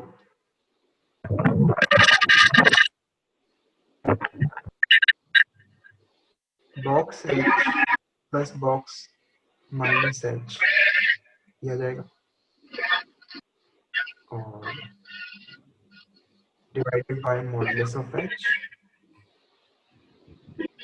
divided by modulus of h minus 5 divided by multiplication 3 plus a की power 1 upon mod h, 3 plus a की power 1 upon mod h। चलो ठीक है, हो गया ये। आगे बढ़ते हैं स्टूडेंट्स। तो आपके पास फिर से यहाँ पे क्या आएगा? log to the base a, ये हो गया, ये फिर से 1 हो जाएगा, -1 का mod, और ये पावर h है ही, a की पावर 2 अपॉन ये मॉडल्स माइनस एच हो जाएगा इस बार, तो ऊपर -2h हो जाएगा, नीचे -3 और -5 भी हो गया ऊपर, तो ये लिख सकते हैं अपन, और नीचे डिवाइडेड बाय डिनोमिनेटर में आपके पास 3 प्लस a की power -1 upon h, mod h minus. अब इसके बाद आगे बढ़ते हैं, तो ये तो हो गया h log a base a, तो ये 1 हो गया, और a की power -5 divided by 3 plus a की पावर -1 बाय h। अब चलो आगे बढ़ते हैं। 0 प्लस पे आपको पता है, 0 माइनस पे 1 अपॉन h कहाँ जाता है? माइनस इन्फिनिटी, ये आपको माइनस इन्फिनिटी को चला गया, और माइनस के साथ प्लस इन्फिनिटी को चला जाएगा, तो नीचे तो इन्फिनिटी बन गया a की पावर इन्फिनिटी, और 0 प्लस 0 माइनस पे 0 हो गया h, और a की पावर -5 हो गया, तो अल्टीमेटली क्या बन गया? 0। तो स्टूडेंट्स आप लोग देख सकते हैं कि यहाँ पे इस फंक्शन का जो राइट डेरिवेटिव है फाइनाइट है और इक्वल है, इसका मतलब आपका फंक्शन जो है 0 पे डिफरेंशिएबल है और a पे डिपेंड नहीं करेगा, ठीक है, कंटीन्यूअस और डिफरेंशिएबल दोनों है, ये आंसर आ जाएगा, ठीक है। मुझे बताओ कोई दिक्कत है क्या बच्चों, बताओ। No sir. तो आपका फंक्शन डिफरेंशिएबल भी है और कंटीन्यूअस भी है। हमने अभी फंक्शन का डेरिवेटिव राइट टू लेफ्ट निकाल के देख लिया और दोनों ही इक्वल आ रहे हैं, तो इस तरह से हम लोग देख सकते हैं। तो क्लियर हो रहा है, आज की क्लास में इतना ही लें।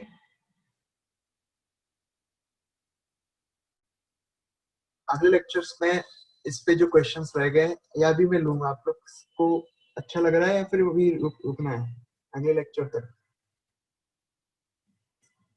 ले सकते हो सर। अगले लेक्चर में। अगले लेक्चर में करें? Yes sir. तो मैं भी बोलते बोलते थक गया, मेरी भी कम हो गई है। तो स्टूडेंट्स अगले क्लास में मिलते हैं, आप लोग थोड़ा केयरफुली देखना। मैं स्टॉप कर देता हूँ, स्क्रीन रिकॉर्डिंग स्टॉप हो गई है। तो स्टूडेंट्स अभी हमने आज जो डिफरेंशियल इक्वेशन पढ़ा, अगली बार के लिए मुझे बताओ आप लोग कि क्या पढ़ना चाहते हो? Sir 3D। लेंगे।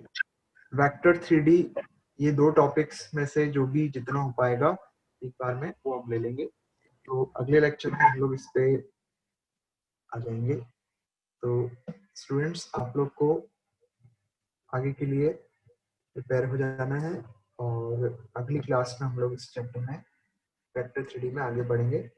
देखो हमें काफी फायदा होगा, हम साथ साथ में पढ़ते रहें। ओके, वेक्टर 3D की थ्योरी आप मुझे बता देना कि कौन कौन से पॉइंट्स मुझे ज्यादा लेने हैं। एक्चुअली क्या है, आप लोग एडवाइस करोगे ना तो आपको उसका बेनिफिट भी मिलेगा। आपको जो क्वेश्चंस, जिस टाइप के क्वेश्चन में दिक्कत आती है वो क्वेश्चन मुझे प्राइवेटली मेरे ही व्हाट्सएप पे आप पोस्ट करें, ताकि अदरवाइज ग्रुप पे डालेंगे तो उससे सॉल्व हो जाएंगे।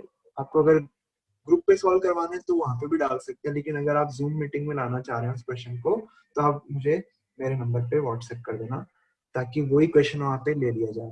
ओके, तो अगली क्लास में मैं थोड़े बहुत आपके क्वेश्चन जो आपने पूछे होंगे वो ले लूंगा और थ्योरी आप मुझे सजेस्ट करेंगे वो मैं डिस्कस करूंगा। ओके स्टूडेंट्स, तो आज के लिए इतना ही है। Thank you all. और इसकी जो रिकॉर्डिंग है वो आपको मैं भेज दूंगा, इस बार यूट्यूब पे अपलोड करेंगे तो वहाँ पे आपको मिल जाएगी। तो थैंक यू फ्रेंड्स, सर। कोई कुछ अभी कुछ बोलना चाह रहा हो तो बोल सकता है।